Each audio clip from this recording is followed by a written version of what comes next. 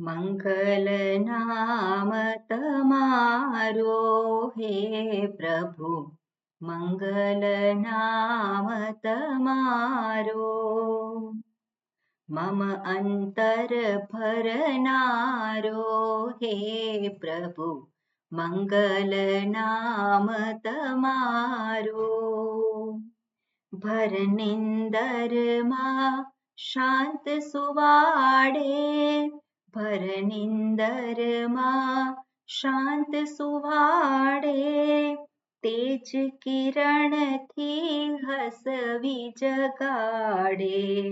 બાલ મથુર કરનારો હે પ્રભુ, મંગલ નામ તમારો. મંગલ નામ તમારો હે પ્રભુ, મંગલ નામ તમારો. મેલ બધાએ દૂર કરે છે, મેલ બધાએ દૂર કરે છે, મન માનો અંધાર હરે છે. જ્ઞાન દીપક ધરનારો હે પ્રભુ, મંગલ નામ તમારો. મંગલ નામ તમારો હે પ્રભુ, મંગલ નામ તમારો. વિધ વિધ રૂપે એ રસનારો, વિધ વિધ રૂપે એ રસનારો, કષ્ટ કઠિન તપને તપનારો, ભક્તિથી ફળનારો હે પ્રભુ, મંગલ નામ તમારો.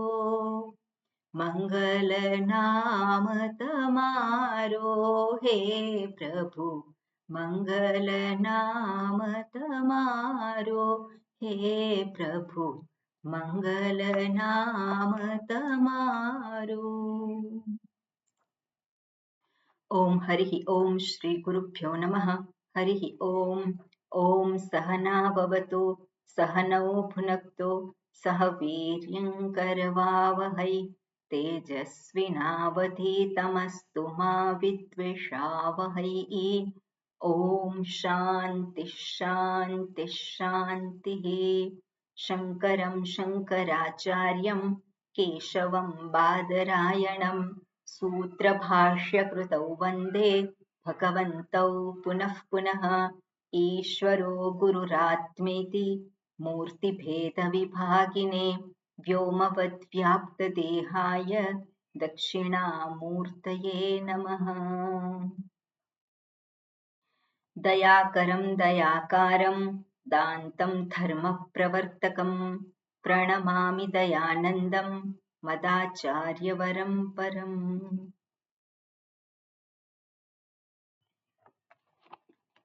ઓકે, મંગલાચરણ અને 11મો મંત્ર. હા, જયવિંદાબેન. ઓકે, એમને ચાલતું નથી લાગતું ઇન્ટરનેટ બરોબર. ઓમ નમો ભગવતે વૈવસ્વતાય ઋત્યવે બ્રહ્મ વિદ્યાચાર્યાય નચિકેતસે ચ. સૂર્યો યથા સર્વલોકસ્ય ચક્ષુઃ ન લિપ્યતે ચાક્ષુષૈર્બાહ્ય દોષૈઃ એકસ્તથા સર્વભૂતાંતરાત્મા ન લિપ્યતે લોક દુઃખેન બાહ્યઃ. ન લિપ્યતે લોક દુઃખેન બાહ્યઃ. ન લિપ્યતે લોક દુઃખેન બાહ્યઃ. ઓકે, બરોબર. આપણે ગઈકાલે મંત્ર જોઈ રહ્યા હતા અને એમાં છેલ્લી વાત જે છે અધ્યાસની વાત ચાલતી હતી. હવે અધ્યાસના સંદર્ભમાં એની પૂર્વે અધ્યાસ થાય એની પૂર્વેની અવસ્થા છે. અધ્યાસ પૂર્વે શું છે? અજ્ઞાન છે. સ્વરૂપનું સ્વરૂપ શું છે એનું ભાન નથી, એટલે સાચું ભાન નથી. એટલે હવે આપણે જોઈએ કે અજ્ઞાન જ્યારે આપણે કહીએ તો અજ્ઞાનને કારણે અધ્યાસ આપણે જ્યારે કહીએ છીએ, તો અજ્ઞાનને કારણે અધ્યાસ જ્યારે કહીએ તો અજ્ઞાન શબ્દને જરાક આપણે છે તો થોડુંક વિચારીએ એના સંદર્ભમાં. અજ્ઞાન શબ્દ છે, અજ્ઞાન એટલે શું છે? ન જ્ઞાન, અજ્ઞાન. હવે ન જ્ઞાન છે એટલે નંજ, આપણે જોયું છે સંસ્કૃતમાં નહીં, ન અને પછી ચ છ જ ય એ આવે છે, જે નંજ કહેવાય અથવા નહીં કહેવાય. તો એના જુદા જુદા અર્થ થતા હોય છે, ગઈકાલે આપણે જોઈ રહ્યા હતા. એમાં એક છે અલ્પાર્થે, અભાવાર્થે. પેલું તો આપણે જોઈએ અભાવાર્થે, અલ્પાર્થે, વિરુદ્ધાર્થે. તો આ જે છે એ અવિદ્યા શબ્દના એટલે ન જે છે એના અર્થ થાય. એટલે વિદ્યાની આગળ આજે અ લાગ્યો તો વિદ્યાનું વિશેષણ થઈ ગયું આ, બરાબર ને? વિદ્યાનું શું થઈ ગયું? આ વિશેષણ થઈ ગયું કે અભાવ છે વિદ્યાનો, અથવા તો અલ્પ છે વિદ્યા, અથવા તો વિપરીત છે. તો આ જે છે એ વિદ્યાના વિશેષણ આપણે જોઈએ એને આધારે સમજવા પ્રયત્ન કરીએ. કારણ કે અધ્યાસ જે થયો છે એ અધ્યાસની પૂર્વેની સ્થિતિ જે આપણે કહીએ છીએ એ અવિદ્યા છે. તો અધ્યાસની પૂર્વેની સ્થિતિ જો અવિદ્યા છે અને એ વિદ્યા અ જે લાગેલો છે એ વિદ્યાના સંદર્ભમાં, તો એના ત્રણ વિશેષણ અભાવે, અલ્પાર્થે અને વિપરીતાર્થે, વિરુદ્ધાર્થે. તો અધ્યાસની પૂર્વની સ્થિતિ છે તો ટોટલી અભાવાર્થે જો હોય, અવિદ્યા એટલે ન વિદ્યા, કોઈ પણ પ્રકારની વિદ્યા નહીં, કોઈ પણ પ્રકારનું જ્ઞાન જ ના હોય. વિદ્યા એટલે શું છે? જ્ઞાન. કોઈ પણ પ્રકારનું જ્ઞાન ન હોય તો ત્યાં સમસ્યા હોય ખરી? ત્યાં કોઈ સમસ્યા હોઈ શકે નહીં. એટલે આપણે જોઈએ સુષુપ્તિ અવસ્થા છે એ કેવી છે? જ્યાં કોઈ પણ પ્રકારનું જ્ઞાન છે જ નહીં, એટલે ત્યાં સમસ્યા પણ નથી. પણ આપણે તો અધ્યારોપને આપણે શોધીએ છીએ.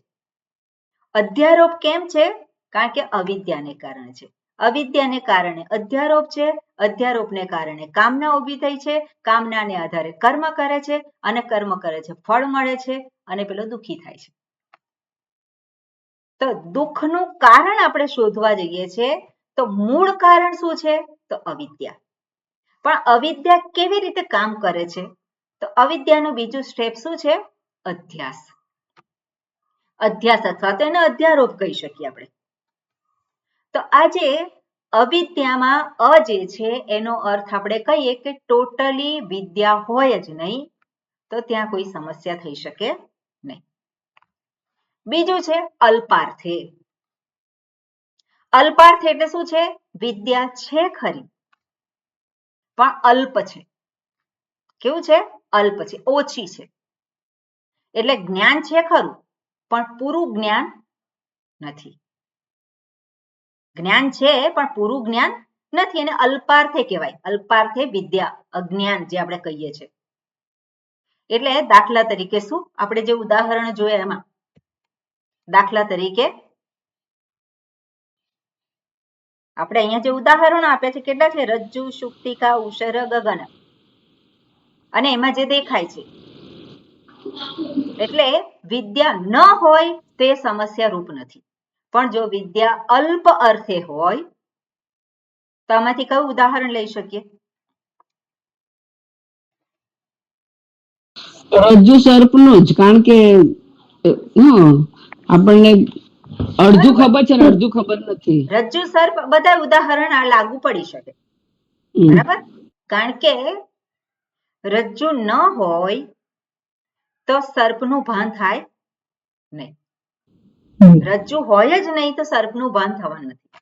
હવે રજ્જુ છે અને એટલે સર્પનું ભાન થયું, પણ રજ્જુનું ભાન છે કે નથી? ત્યાં ભાન છે કે નથી? જ્યારે સર્પ દેખાય છે ત્યારે નથી. શું કહો છો? સર્પ દેખાય છે ત્યારે નથી. બીજું? હા કુસુમબેન, તમે સર્પ જેવું દેખાય છે વેદુની ખબર જ નથી, પણ સર્પ જેવું દેખાય છે એટલે એને સર્પની કલ્પના થાય છે અને દીવે છે. એને રજ્જુનું ભાન નથી, એ રજ્જુ છે. બરોબર. એ તો સર્પની કલ્પના થાય વિશ્લેષણ કરીએ. એમાં આપણે જોઈએ રજ્જુ ના હોય તો સર્પ દેખાય નહીં, બરાબર. એટલે અભાવે તો વિદ્યા જે કહીએ આપણે એ નથી. રજ્જુનું હોવું જરૂરી છે. હવે રજ્જુ છે ત્યાં સર્પ છે ખરો? ઓકે. બીજી વાત, સર્પ ક્યાં દેખાય છે? રજ્જુ છે ત્યાં દેખાય છે કે બીજી કોઈ જગ્યાએ દેખાય છે? રજ્જુ છે ત્યાં જ દેખાય છે ને સર્પ. રજ્જુ છે ત્યાં જ સર્પ દેખાય છે. તો જેને જે એ જુએ છે એ રજ્જુને જુએ છે કે સર્પને જુએ છે? સર્પને જ જુએ છે. એ તો એ સર્પ જ માને છે ને, એટલે સર્પ જ જુએ છે ને. સર્પ ભ્રમ થાય છે. જુએ છે રજ્જુને પણ લાગે છે સર્પ. બરોબર. એટલે રજ્જુનું તદ્દન ભાન નથી એવું ના કહેવાય. રજ્જુ જે જગ્યાએ છે એ જગ્યાએ એને સર્પ દેખાય છે. જે સમયે છે એ જ સમયે એને સર્પ દેખાય છે. બરાબર ને? જેટલું લાંબુ છે રજ્જુ એટલો જ લાંબો સર્પ દેખાય છે. જેટલું જાડું છે એટલું જ સર્પ એટલો જ દેખાય છે. એટલે રજ્જુનું ટોટલ ભાન નથી એવું ના કહેવાય. આપણે જોઈએ કે જ્યારે પેલો વ્યક્તિ જુએ છે ત્યારે શું કહે છે? આ સર્પ છે. જ્યારે પહેલી નજરે જુએ આ સર્પ છે અને ભાન થાય ત્યારે આ રજ્જુ છે. કોમન શું છે? જોવાનું દ્રષ્ટિ. વાક્ય બોલું છું તો એમાં કોમન શું છે? આ કોમન છે. આ રજ્જુ આ સર્પ. આ રજ્જુ છે, આ રજ્જુ છે, આ સર્પ છે. એમાં કોમન શું છે? કોમન છે. એ કોમન કહેવાય ને. છે કોમન છે કે નથી? આને છે બે. આ છે એ કોમન છે. એટલે આ છે એ તો સર્પમાં પણ રહ્યું જ. આ છે એ સર્પમાં રહ્યું કે નહીં? એટલે એને કહેવાય સામાન્ય જ્ઞાન છે, વિશેષ જ્ઞાન નથી. બરોબર? આ શાસ્ત્રની ભાષામાં વાત છે. સામાન્ય જ્ઞાન છે આ છે એ તો સર્પમાં પણ રહ્યું, પણ વિશેષ જ્ઞાન રજ્જુ એવું નથી. એને કહેવાય અલ્પાર્થે નંજ. એને શું કહેવાય? અલ્પાર્થે નંજ. સામાન્ય જ્ઞાન છે પણ પૂરતું જ્ઞાન નથી. ત્રીજી સ્થિતિ આપણે જોઈએ કે જે ન જે છે એનો ત્રીજો અર્થ વિરુદ્ધ. વિરુદ્ધ અર્થે શું કહી શકીએ? જે છે એના કરતા વિપરીત દર્શન. છે શું? રજ્જુ, જે વિશેષ. પણ એ વિશેષ જે છે એ નથી દેખાતું, પણ એનાથી કંઈક વિરુદ્ધ દેખાય છે. વિરુદ્ધ અથવા એનાથી જુદું દેખાય છે. તે શું કહેવાય? વિપરીત દર્શન. એટલે વિરુદ્ધ જે છે એ દેખાય. એટલે નંજ જે કહીએ છીએ આપણે, ન જે અવિદ્યામાં અ જે છે એના ત્રણ અર્થ. ટોટલી ઇગ્નોરન્સ, અવિદ્યા એટલે કંઈ ભાન ન થવું, અભાવ, અભાવ અર્થે નંજ, અલ્પાર્થે નંજ, અને ત્રીજું જે છે શું છે? વિરુદ્ધાર્થે. એટલે આપણને સમસ્યા જે છે એ અભાવાર્થે એનું નથી. જ્યાં રજ્જુ દેખાય જ નહીં તો સર્પ દેખાવાનો નથી. પણ જ્યાં પૂરતું ભાન નથી, જ્યાં વિશેષની ખબર નથી કે આ રજ્જુ છે, ત્યારે ત્યાં સમસ્યા સંભાવના છે. ત્યાં શું છે? સમસ્યાની સંભાવના રહેલી છે. અને સંભાવના છે એટલા માટે જ પેલું મનમાં જે કંઈ ચાલતું હોય એને આધારે પેલો ત્યાં શું કરે છે? આરોપણ કરે છે, વિપરીત રૂપે જુએ છે એને. એટલે શું થયું? વિરોધાર્થી. બરાબર? વિરોધાર્થી થયું. એટલે આપણે આ જ વસ્તુને શાસ્ત્રમાં જુદી રીતે એને દર્શાવે છે. અવિદ્યા કઈ એને બદલે માયા શક્તિ છે. માયા, એ માયા જે છે એ પણ અજ્ઞાન જ છે. માયા એ પણ શું છે? અજ્ઞાન છે. સમષ્ટિ અજ્ઞાન એને કહેવાય માયા. અને માયા શબ્દ જ્યારે લાવીએ ત્યારે કોને યાદ કરવાનો? જાદુગરને. એટલે આપણા મનમાં એક ક્લિયર થઈ જાય, બધાનું અજ્ઞાન એ જાદુગરની માયા. બરાબર ને? એટલે આ વસ્તુ બેઝિક જે છે આપણને એનો ખ્યાલ તરત આવી જાય એમ કે અજ્ઞાન એટલે જ બીજા શબ્દોમાં શું કહેવાય? માયા. અને માયાની બે શક્તિની વાત કરે છે શાસ્ત્ર. માયાની બે શક્તિ છે. કઈ છે? એક આવરણ શક્તિ અને બીજી જે છે એનું નામ કહેવાય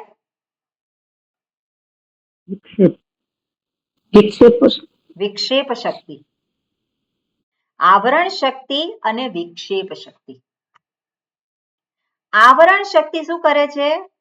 વસ્તુને ઢાંકી દે છે. વસ્તુને શું કરે છે? ઢાંકી દે છે.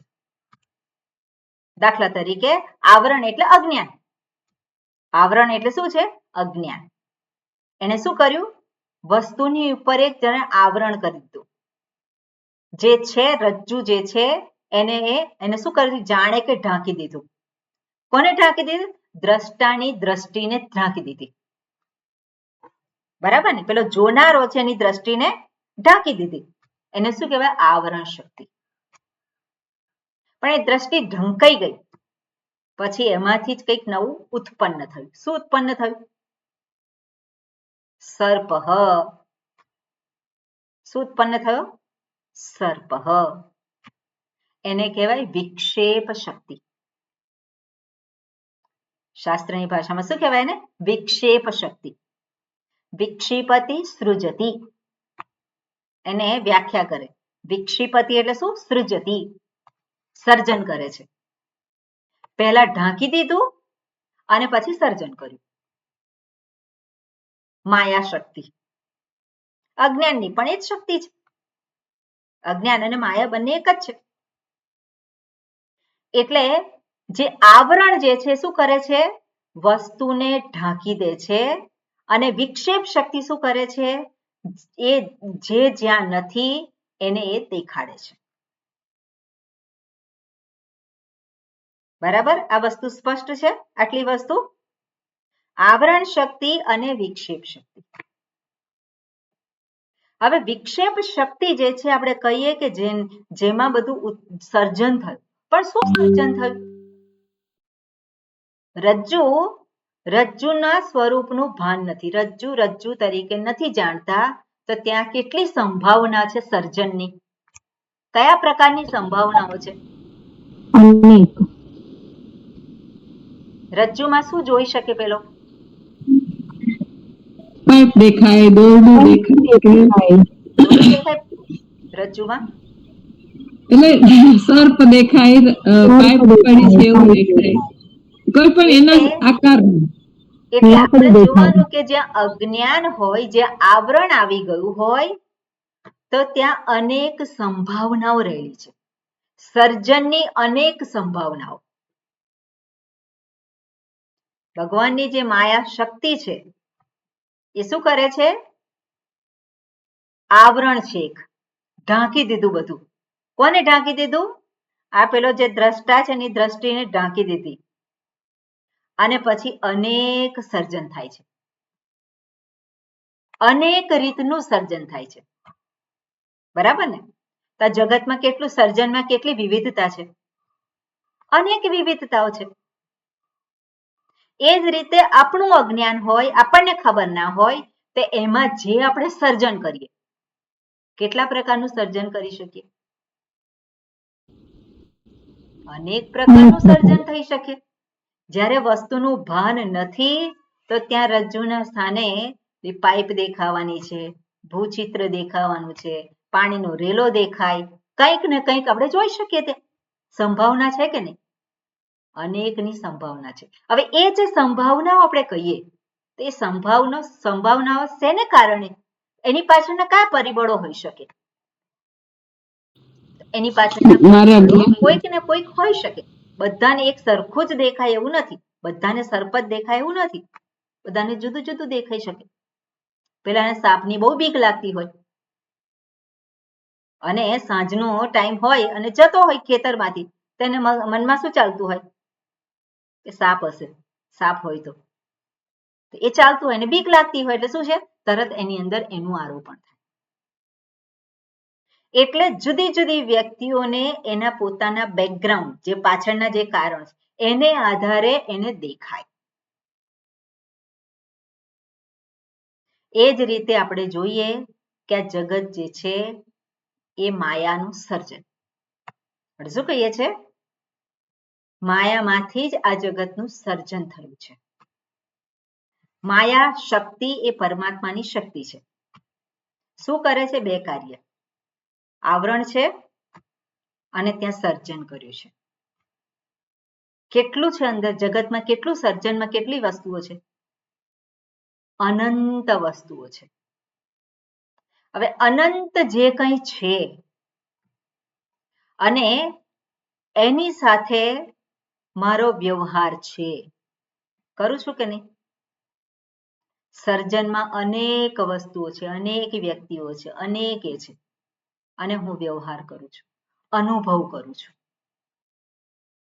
એ જે વ્યવહાર કરું છું, અનુભવ કરું છું, એ બધું જે છે એ આપણે શું કહેવાય કે આપણે જાગ્રત જગતમાં જે કરીએ છીએ, બધું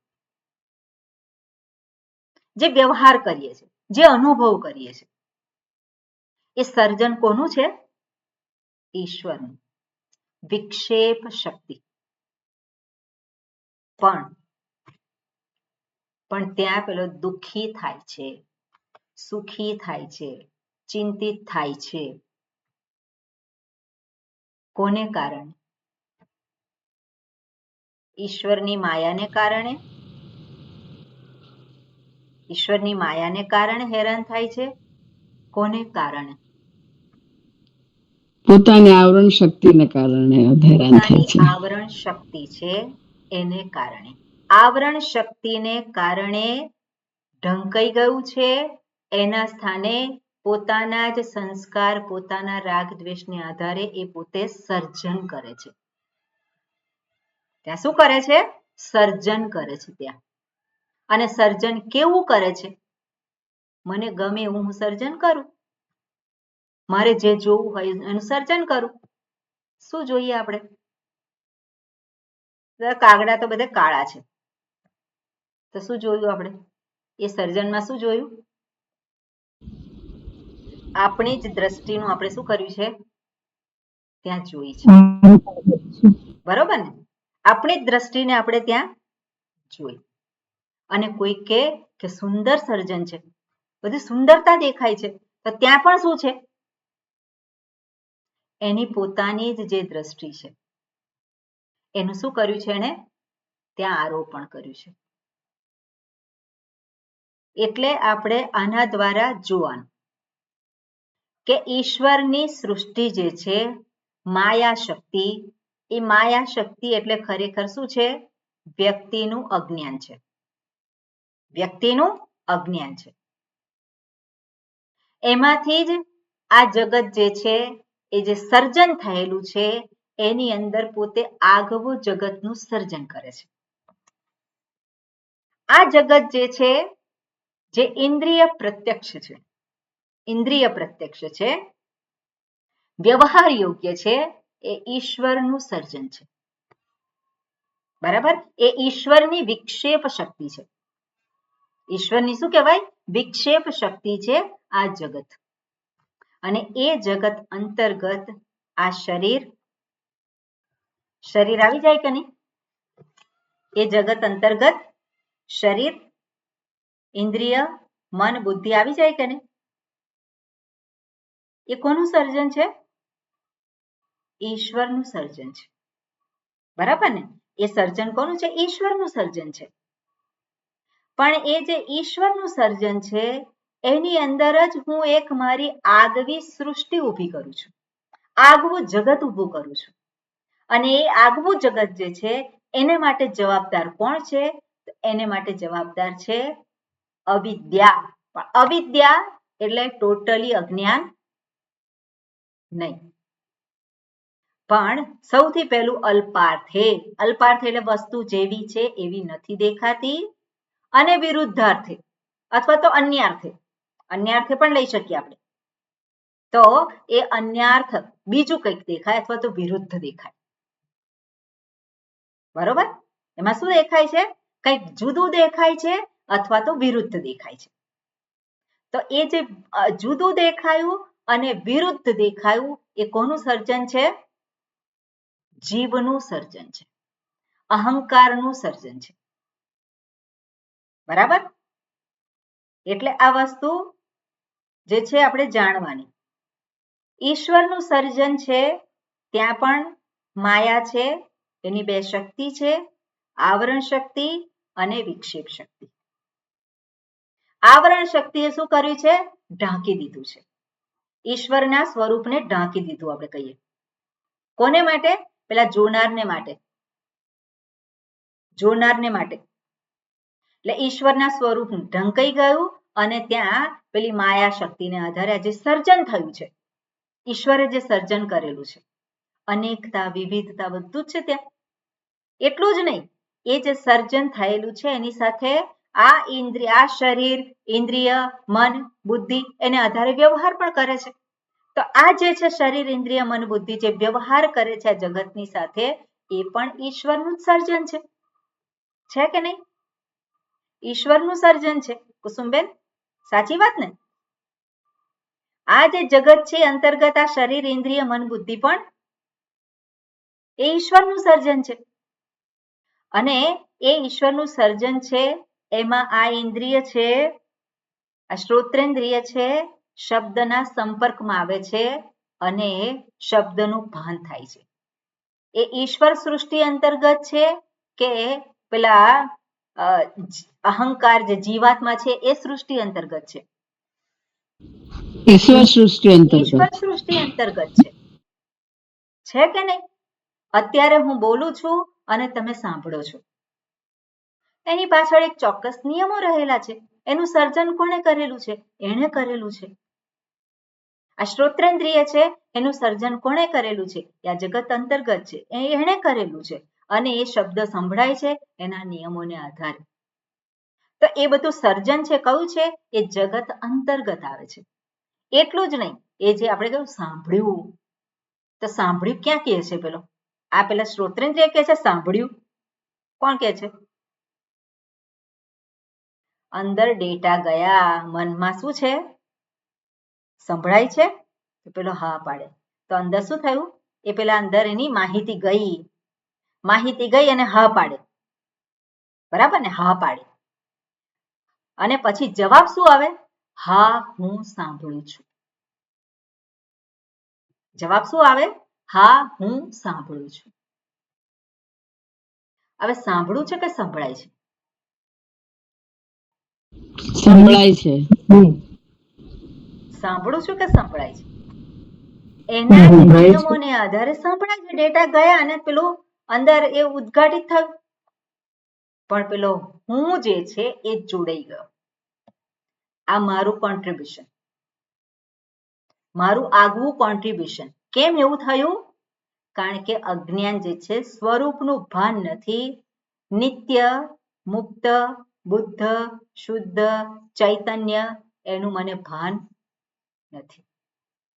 એટલે જે અનિત્ય છે, જે બંધનયુક્ત છે, જે દુઃખરૂપ છે, જે એનાથી વિરુદ્ધ અથવા તો વિપરીત, વિરુદ્ધ અથવા તો અન્ય જે કંઈ છે એને હું મારામાં ગણી લઉં છું. હું સાંભળું છું. સંભળાય છે એ ઈશ્વર સૃષ્ટિ અંતર્ગત છે. સંભળાય છે એ ઈશ્વર સૃષ્ટિ અંતર્ગત છે, પણ સાંભળું છું એ ત્યાં થયું આવરણ શક્તિ અને વિક્ષેપ શક્તિ. એને કહેવાય અધ્યાસ. અને સાંભળ્યું એટલે કે હું સાંભળું છું. કેવું સાંભળું છું? સારા શબ્દો છે, આ સારી વાત છે. તો પેલો ખુશ થાય. પણ કશેક જતો હોય અને પેલો કંઈક લડતા હોય અને ગાળો દેતો હોય, આ ક્યાં સાંભળાય? આ ક્યાં સાંભળી વળી? કોઈક અપમાન કરે, અપશબ્દો બોલે, આ ક્યાં મારે સાંભળવાનું? એ શું થયું? તો સુખી થાય, દુઃખી થાય. ખ્યાલ આવે છે? મેં સાંભળ્યું એટલે શું છે? સાંભળનારો, સાંભળવાની ક્રિયાનો કર્તા. સાંભળવાની ક્રિયાનો કર્તા, જોવાની ક્રિયાનો કર્તા. ત્યાં કોણ થાય? દ્રષ્ટા, શ્રોતા. તે જે કર્તા છે એ કરે અને પછી કેવું કર્યું એનું વિશ્લેષણ કરે અને પરિણામે શું થાય? મજા મજા મજા મજા. એવું છે? મજા મજા કાયમ હોય તો વાંધો જ નથી, પણ શું છે? સજા અનુભવે. આ ક્યાં સાંભળ્યું? આવું ક્યાં થયું? તો એ જે પરિણામ જે છે એ પરિણામ એને જોઈતું નથી. પરિણામ જે દુઃખ છે, ચિંતા છે, ભય છે એ નથી જોઈતું. પણ આવ્યું ક્યાંથી? આવ્યું ક્યાંથી? આવ્યું છે પેલો હું કર્તા બની ગયો. હું કર્તા અને એટલા માટે ભોગતા બન્યો. મને જ્યારે પણ દુઃખ અનુભવાય ત્યારે હું કોણ છું? ભોગતા છું. પણ એ ભોગતાની પહેલા કરતા છું કે નહીં? ભોગતાની પહેલા કરતા છું. કઈ રીતે છું? ઇન્દ્રિયોથી, મારી ઇન્દ્રિયોથી જે કંઈ ગ્રહણ થાય છે એ તો જગત અંતર્ગત છે અને એ તો બધું થાય છે.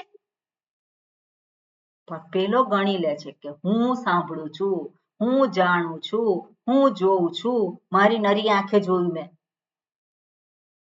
એ શું થયું બધું? એ કર્તા બની ગયો. કર્તા કેવી રીતે આવ્યો?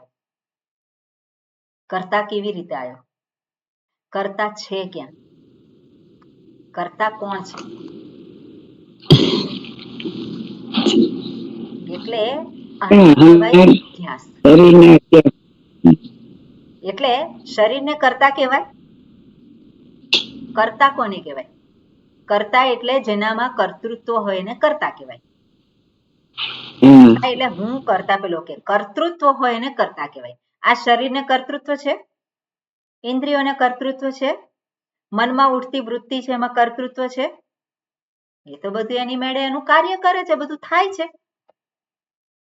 આ એની સામે હોય દ્રષ્ટિ, દ્રષ્ટિની સામે હોય તો આંખને એવું કહું ના જોઈશ, ના જોઈશ થાય?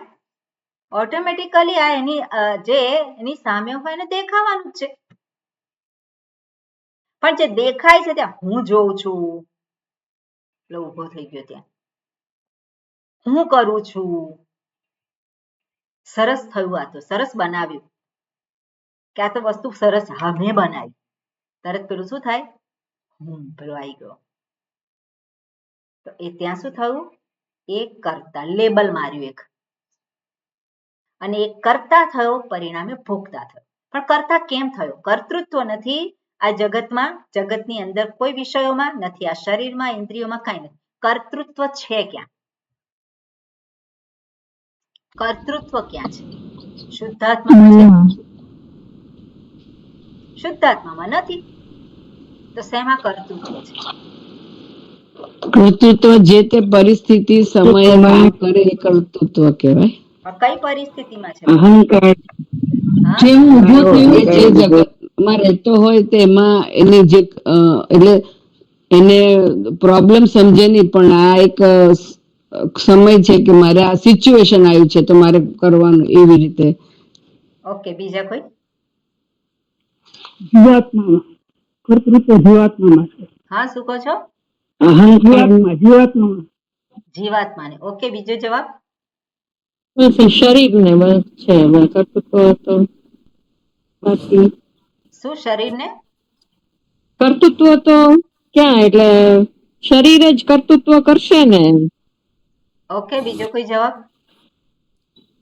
કર્તૃત્વ દરેક વ્યક્તિમાં ભગવાને મૂકેલું જ છે. કર્તૃત્વ વગર કોઈ પણ વ્યક્તિ રહી જ ન શકે. કર્તૃત્વ એટલે કર્મ. કર્મ 3 પ્રકારના આધારિત છે. ના ના ના, આપણે બીજા કર્મમાં ને બધું નામ નથી જવાનું. કર્તૃત્વ જે છે એ ક્યાં છે? બસ કર્તૃત્વ મનુષ્યમાં મૂકેલું જ છે. કેવી રીતે આવ્યું એમ, એટલે શું કર્તૃત્વ કર્તૃત્વ છે, એટલે શું? બરોબર, તમે વાત કરી. હા કુસુમબેન, કર્તૃત્વ છે જ, દરેક કર્તૃત્વ છે જ. કર્તૃત્વ હોમાં છે. હા સુરભીબેન શું કહો છો? દરેક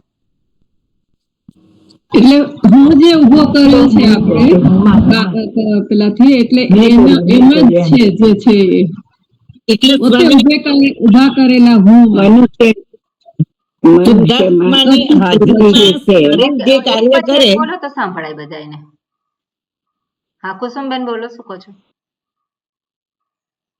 દરેક મનુષ્યમાં વૃત્તિ કામ કરતી હોય છે. એટલે એ મેં કર્યું, મેં જોયું, મેં કર્યું, આમ તે ઘડીએ એ પોતાનું જે શુદ્ધ સ્વરૂપ છે એનું ભાન નથી કે આ તો દેખાય, ઇન્દ્રિયથી જોવાય છે, સંભળાય છે, એવું એને ભાન જ નથી. એટલે એને જોડે અભ્યાસ મેં કર્યું, મેં અહંકાર ઉભો થાય ને મેં જોડાઈ જાય ને પછી કરતું તો બને, અને પછી કરતા બને એટલે ભોગતા બને. ઓકે, એટલે કર્મ બંધન આવે. હા સરોજબેન, એટલે મેં ઉભા કરેલા હું ને કારણે જ કર્તૃત્વ ઉભું થાય છે. કોને કોને કોને ઉભા કરેલા? મારા એટલે મેં જ ઉભા કરેલા હું ને કારણે, એમ અજ્ઞાન ને કારણે ઉભે થયેલો હું. મને નથી ખબર કે આ જે હું સાંભળું છું, હું જોઉં છું, એ બધું જે હું આવ્યું એનાથી જ કર્તૃત્વ ઉભું થાય છે. ઓકે, બરોબર. હા પ્રજ્ઞાબેન, પોતાની વિક્ષેપ શક્તિ. હા, જે સિદ્ધાર્થમાં જે છે એના કારણે જ આપણે પ્રવૃત્તિ કંઈ પણ કરી શકીએ છીએ. આપણામાં કરવાની શક્તિ હોય છે, પણ આપણે કરીએ એટલે આપણે એવું માની લઈએ છીએ કે હું કરું છું, ઓકે, એટલે અહંકાર ઉભો થાય છે. બરોબર. હા હર્ષાબેન, શું કહો છો? જે ઈશ્વર સૃષ્ટિની અંતર્ગત નથી, પણ હું માની લઉં છું કે મેં કર્યું એમ કરીને, મીન્સ જે નેચરલ છે એને એક્સેપ્ટ કર્યા વગર પોતે કરી લીધું છે. એવી રીતે મેં સાંભળી લીધું, પણ કોને ધારે કે ઇન્દ્રિયો થી ભગવાન ઇન્દ્રિયો આપી છે તો સંભળાયું, રાઈટ? એ એની સમજણમાં ફરક પડે છે. ઓકે, જયારે હું લઈ દઉં છે એટલે મેં કર્યું એવું કરે છે ત્યારે એને સમજણ નથી પડતી કે આ ઇન્દ્રિય ખ્યાલ આવી ગયો મને. જયવિંદાબેન, તમારે કેવું છે? હા, કે શુદ્ધાત્માની હાજરીમાં જે અજ્ઞાન છે એના કારણે આપણે જે કાર્ય કરીએ છીએ એને કર્તૃત્વ કહેતા હશે. ઓકે, હા રેખાબેન, નહીં? ઓકે, કઈ વાંધો નહીં, બરોબર. મેં પૂછ્યું કર્તૃત્વ ક્યાં છે, બરોબર ને? એવો પ્રશ્ન હતો ને. કર્તૃત્વ જે છે આ શરીર ઇન્દ્રિયોમાં તો છે નહીં. શુદ્ધાત્મામાં છે? શુદ્ધાત્મામાં નથી. તો આપણે આ જે શરીર ઇન્દ્રિય મન બુદ્ધિ જે છે ને અનાત્મા કહેવાય? કહેવાય કે ના કહેવાય? અનાત્મા કહેવાય. જગત અંતર્ગત જે કંઈ છે બધું હું નથી, બરાબર ને? આ શરીર ઇન્દ્રિય મન બુદ્ધિ એ બધું અનાત્મા જ કહેવાય. અને જે હું છે એ હું કેવો છે? અકર્તા છે. અકર્તા છે. આ જગત જે છે કેવું છે? અકર્તા છે. તો જડ છે. આમ એ જડ જગત કેવું છે? જડ છે, એટલે અકર્તા છે. તો કર્તૃત્વ જે છે એ ક્યાં છે? નથી શુદ્ધાત્મામાં કે નથી આ જગતમાં. તો ક્યાં હોઈ શકે? ક્યાં હોઈ શકે? સંભાવના એક જ છે. જ્યારે પેલો હું શુદ્ધાત્મા અને આ જગત જે અનાત્મા બંનેનું વેલ્ડિંગ થયું. બરાબર, બંનેનું વેલ્ડિંગ થયું. અઘટિત ઘટના પટીયસી માયા. સંભવિત ન હોય અને છતાં પણ સંભવિત થયેલું છે. કોઈ કાળે સંભવિત નથી અને છતાં પણ જાણે કે મારા માટે અનુભવ સિદ્ધ છે, મારા માટે શું કહેવાય કે પ્રત્યક્ષ છે. કર્તૃત્વ કેવું છે મારા માટે?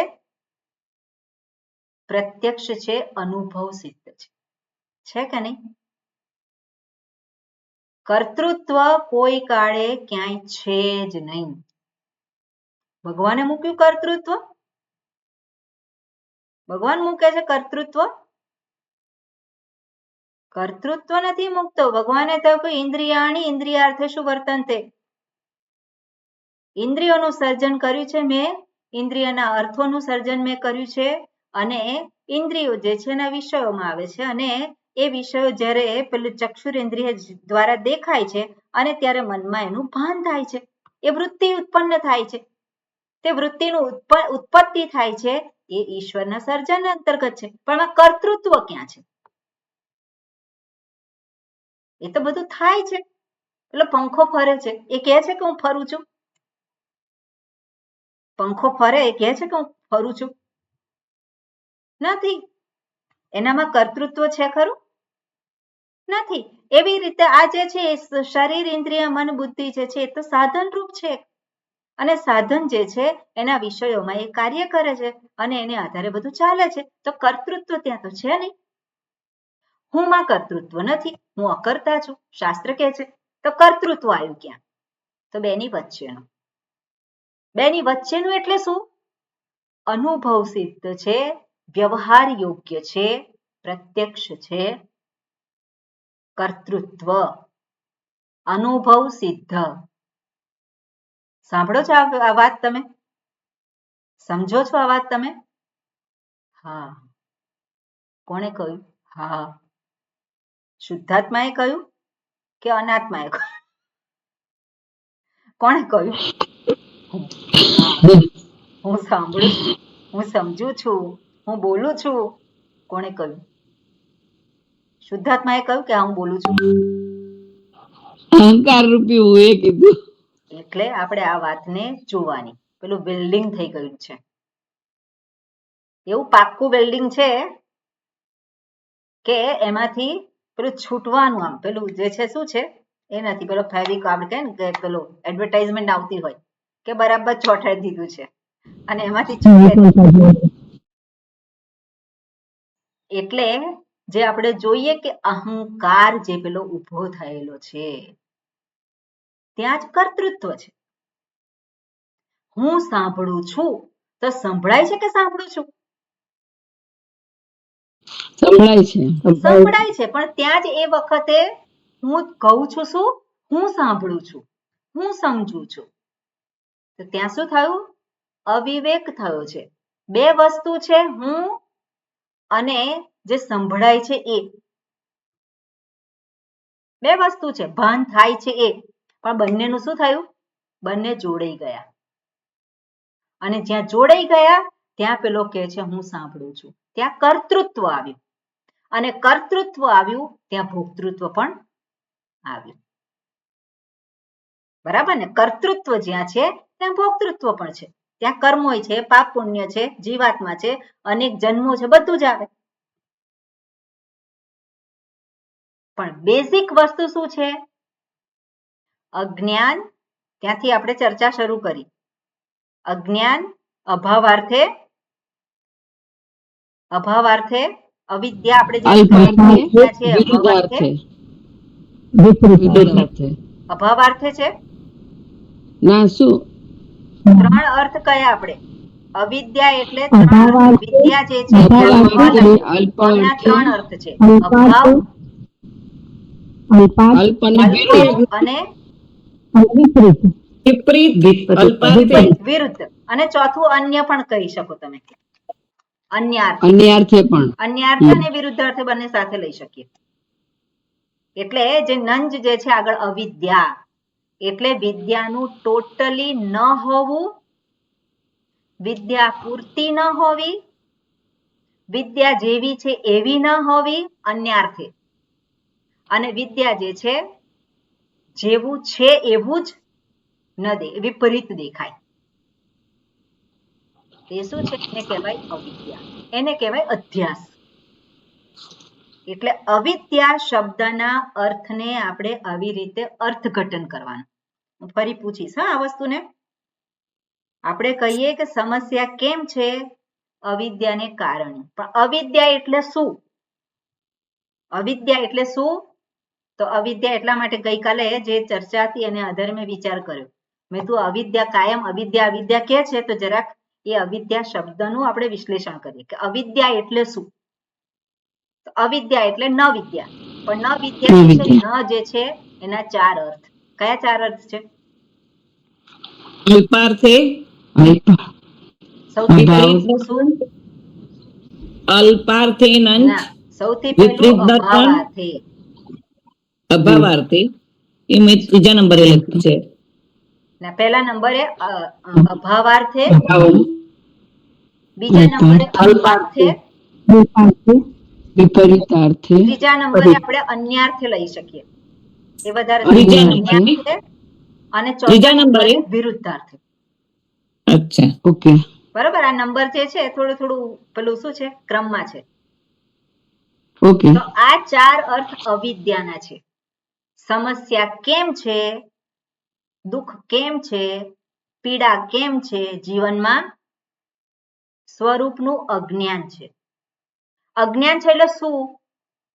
એટલે આ ચાર અર્થ આપણે જોવાના. બરાબર. અજ્ઞાન જે આપણે કહ્યું કે અવિદ્યા, આ ચાર અર્થને આધારે જોવાનું. આ ચાર અર્થને આધારે જોઈએ તો ત્યાં ઓટોમેટિક અધ્યાસની સિદ્ધિ થાય. ઓટોમેટિક શું થાય? અધ્યાસની સિદ્ધિ થઈ જાય. અને અધ્યાસ એટલે શું? પેલો અહંકાર. અધ્યાસ એટલે શું? ત્યાં એટલે અહંકાર, હું એટલે ઉભો થયેલો. આત્મા અને અનાત્મા બંને શું થઈ ગયા? ભેગા થઈ ગયા. અને એક હું કર્તા તરીકે પ્રગટ થયો. હું એક જીવાત્મા તરીકે પ્રગટ થયો, પેલો અહંકાર. બરોબર. એટલે આ વસ્તુ જે છે અહીંયા એને દર્શાવેલી છે. હવે આટલી વસ્તુ સ્પષ્ટ થઈ? ઓકે. હવે આગળ આપણે જોઈએ ભાષ્યમાં શું કહ્યું છે.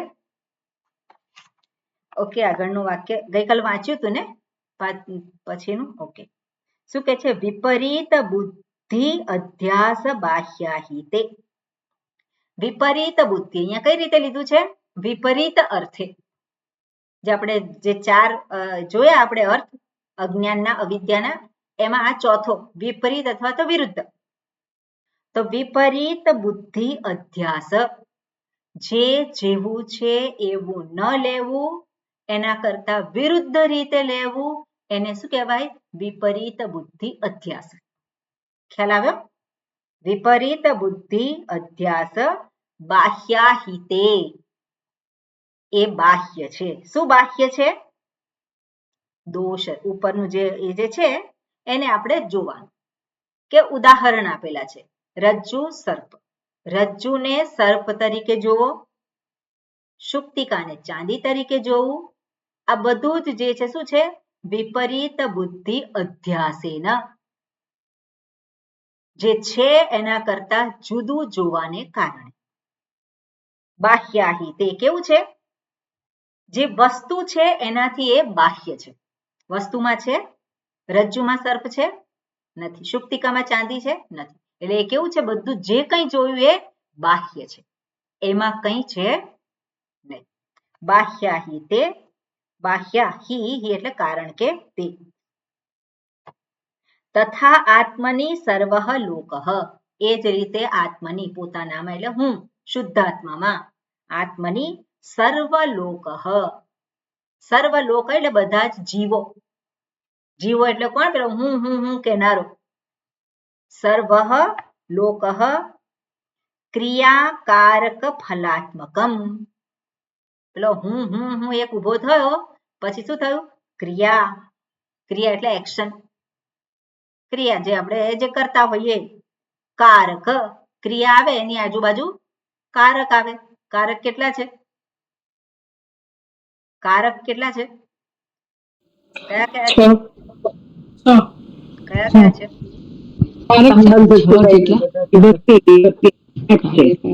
હા, 8 છે. તમારો અવાજ નથી સંભળાતો બરોબર. બીજા કોઈ બોલો. કારક કયા છે રેખાબેન? કર્તા, કર્મ,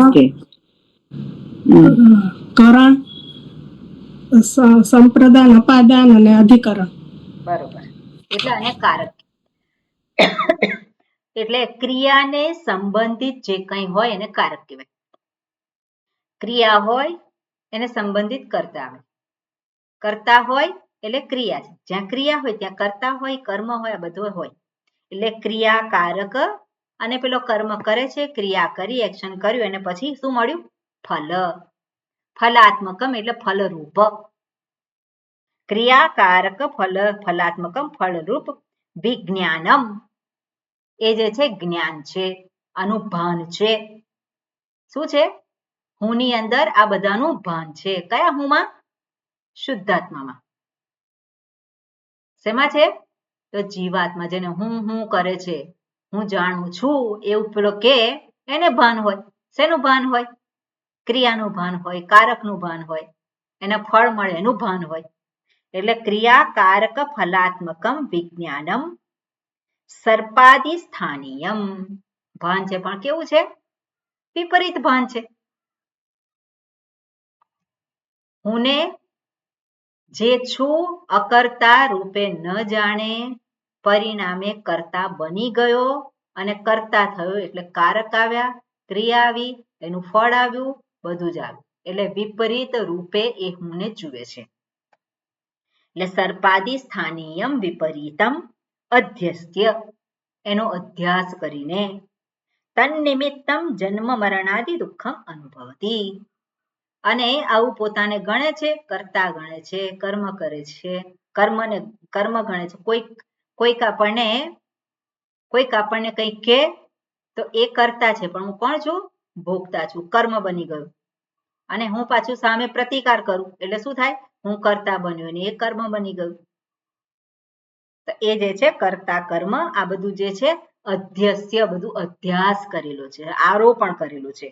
અને એને કારણે તન્નિમિત્તમ જન્મ મરણાદિ દુઃખમ અનુભવતી. જન્મ મરણ રૂપી દુઃખને અનુભવે છે. મરી જવાની કોને બીક છે?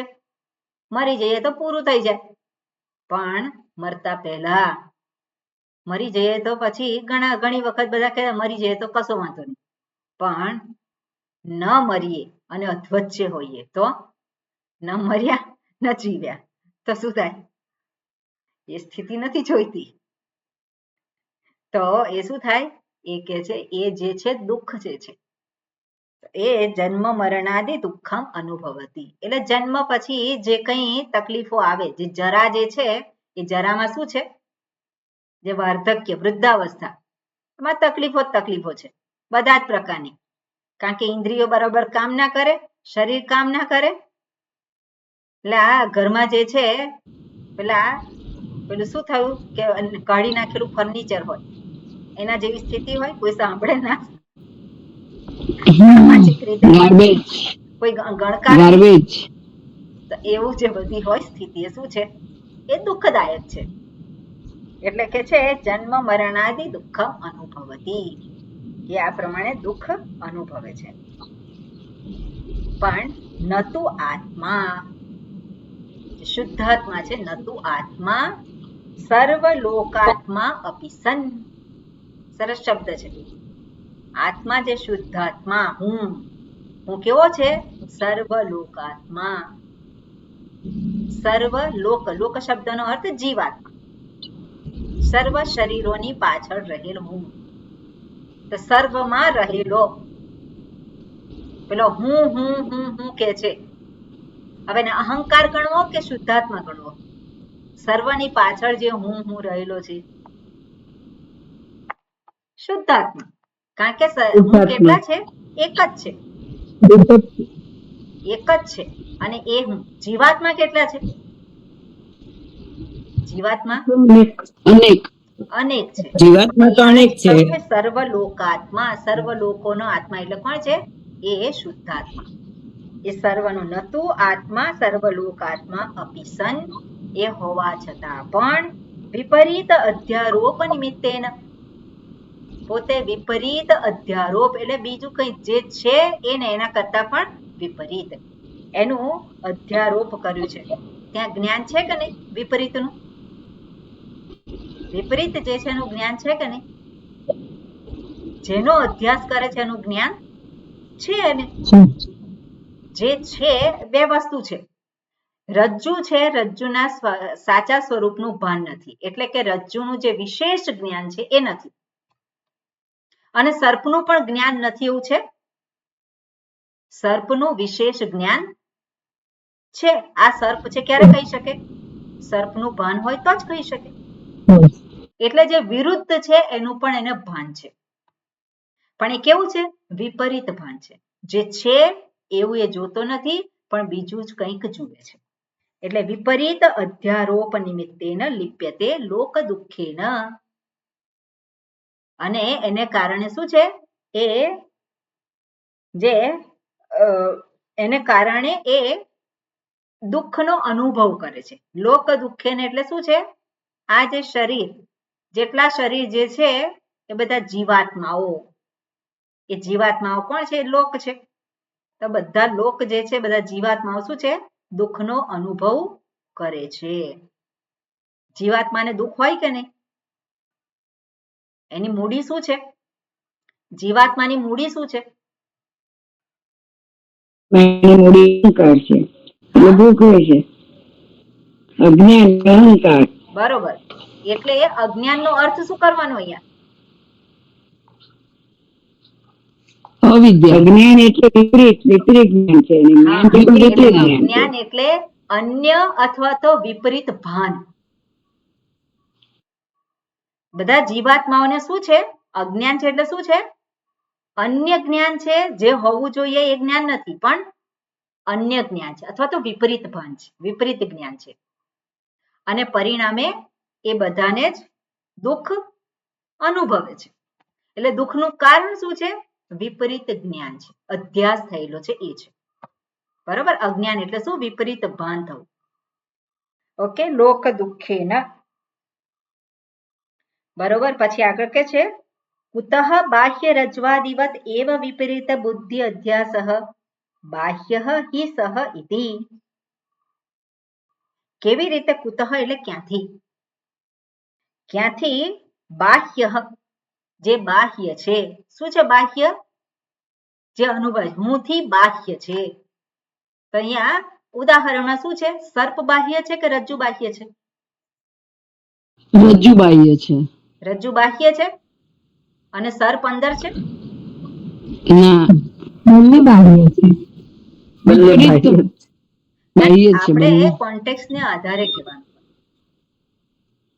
આ જે છે કુતઃ બાહ્ય રજ્વાદિવત, એટલે વિપરીત બુદ્ધિના કારણે છે એ સર્પ રજ્જુથી બાહ્ય છે કે રજ્જુમાં છે? રજ્જુમાં છે સર્પ. રજ્જુથી બાહ્ય છે, પોતાના મનમાં ઊભું થયેલું, એટલે એ રજ્જુથી બાહ્ય કહેવાય. બરાબર. એ શું છે?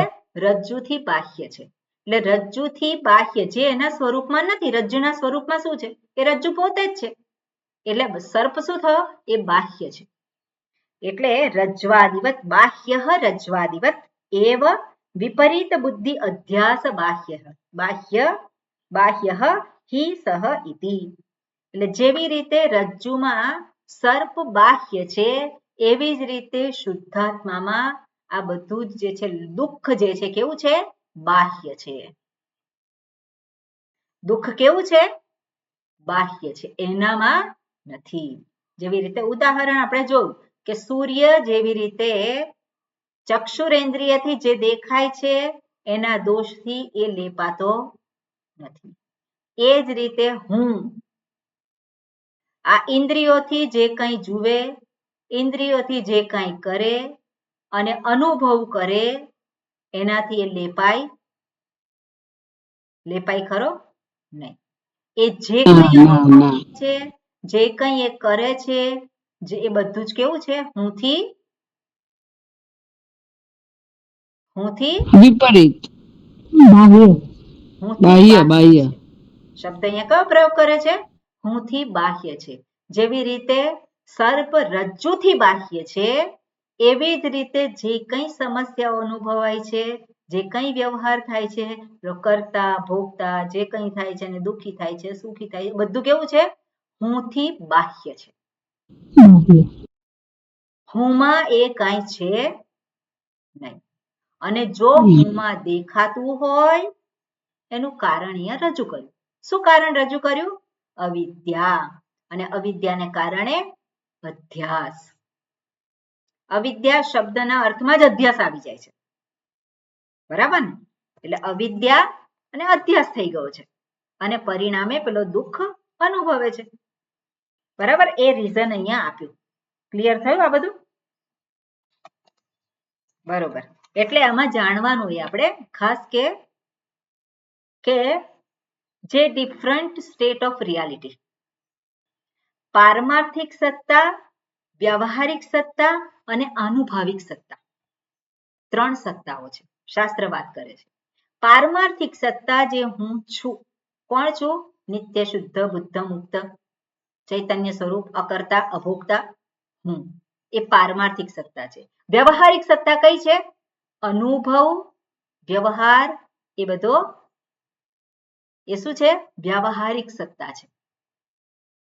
હવે વ્યવહારિક સત્તા અને પારમાર્થિક સત્તા વચ્ચે કયો સંબંધ? કયો સંબંધ છે? રજ્જુ અને સર્પની વચ્ચે કયો સંબંધ છે? છે કોઈ સંબંધ? કોઈ સંબંધ નથી. અને છતાં પણ સંબંધ છે. તો સંબંધ જો હોય તો કયો સંબંધ છે? અધિષ્ઠાન અને અધ્યારોપ. એ સંબંધ કયો છે? અધિષ્ઠાન અને અધ્યારોપ રૂપી સંબંધ છે. અધિષ્ઠાન અને અધ્યાસ આપણે કહી શકીએ. શાસ્ત્ર થોડીક વધારે સારી રીતે કહે છે એટલે અધ્યારોપ કહે છે. એટલે અધિષ્ઠાન અને અધ્યાસ આ સંબંધ છે. ઓકે. વ્યવહારિક સત્તા છે અને બીજી છે આનુભાવિક સત્તા. વ્યવહારિક નથી, છે માત્ર અનુભવના સ્તરે છે. દાખલા તરીકે સ્વપ્ન અવસ્થા વ્યવહારિક છે, ત્યાં એ વ્યવહારિક છે. વ્યવહારિક સત્તા એટલે શું? આ જાગ્રત અવસ્થામાં આ ઇન્દ્રિયોથી જ્યારે જગતને ગ્રહણ કરું છું એને વ્યવહારિક સત્તા કહેવાય. પણ સ્વપ્નમાં શું છે? એ છે એ માત્ર અનુભવ છે.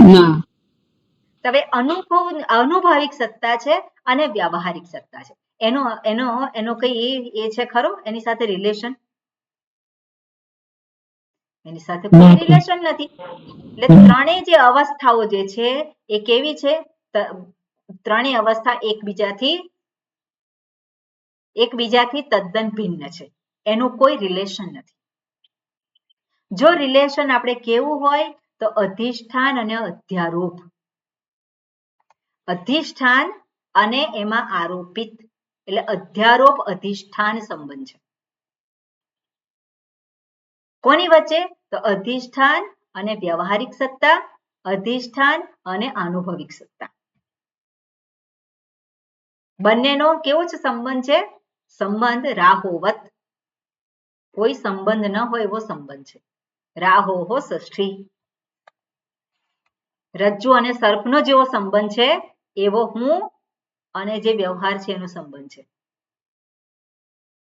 હું અને દુઃખનો સંબંધ છે. રજ્જુ સર્પ જેવો. બરાબર? સર્પ કેવું છે? બાહ્ય છે. હુંમાં ક્યારેય નથી. અને એ વસ્તુ આપણને અહીંયા સ્પષ્ટ કરે છે. ઓકે, વિશેષ આપણે આવતીકાલે જોઈશું.